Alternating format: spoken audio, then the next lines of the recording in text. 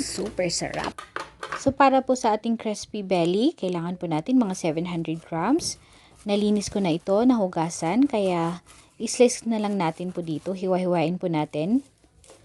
Tapos, hatiin po natin siya kasi dalawa ang slice na gagawin natin kasi dalawa ang aking lulutuin. So, na po, papakulo po natin siya sa tubig.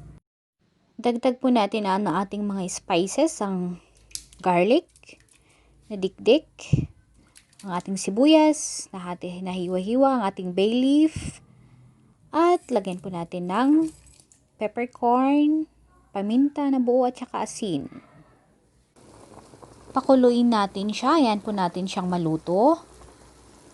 Pakuluin siya ng mga 30 minutes, ganyan ang ginawa ko dito. At pag okay na po siya, malambot na yung karne natin, pwede na po natin siyang hanguin sa ating palayok at ilipat po natin sa chopping board o kung saan po natin siya pwedeng hiwain at medyo palamigin po natin siya. Tanggalin po natin yung extra moist or yung tubig gamit ang ating paper towel. Okay, pag okay na siya, slice na po natin, hiwain po natin ito po yung buo na ifa-fry natin para sa bagnet. Painit po tayo ng mantika. Pag mainit na po yung mantika natin, tsaka po natin siya ilalagay. At be careful po kasi talagang talsik po siya.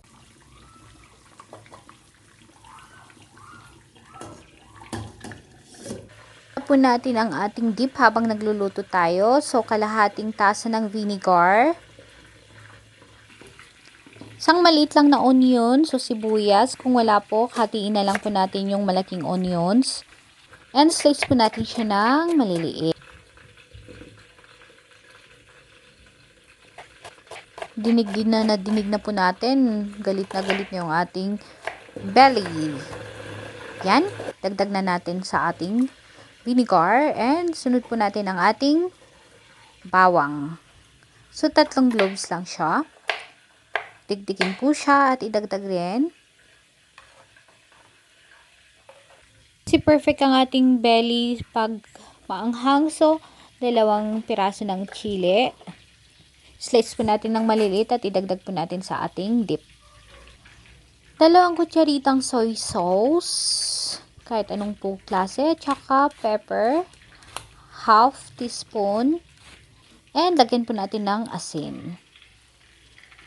So, naluluto na po yung ating bagnet. Kaya, hatiin po natin to sa 3 piraso. And, pwede na natin siyang isunod sa ating pinagprituhan ng ating bagnet.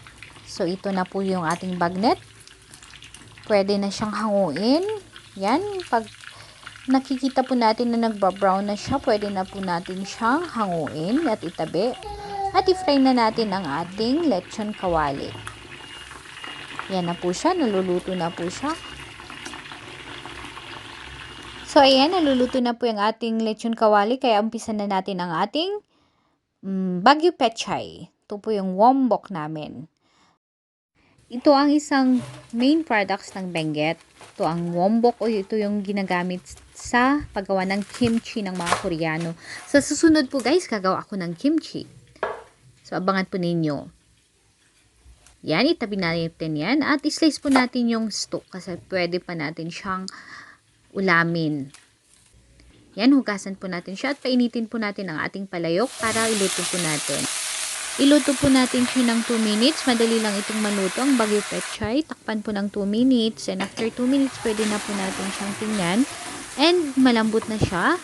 Lagyan po natin siya ng asin. And pag okay na po siya, malambot na, ilipat po natin sa ating serving plate.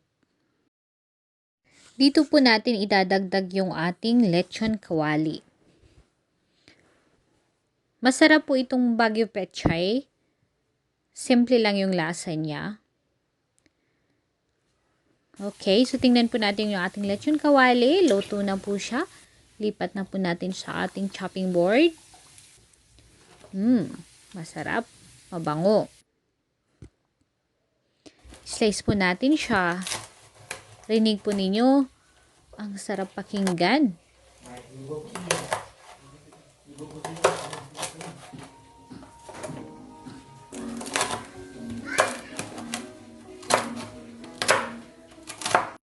So, ito na po yung ating Lechon Kawali with Baguio Pechay.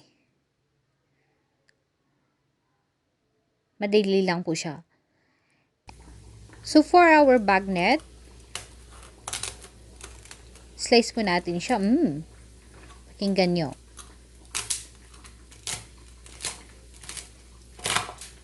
Sounds crispy.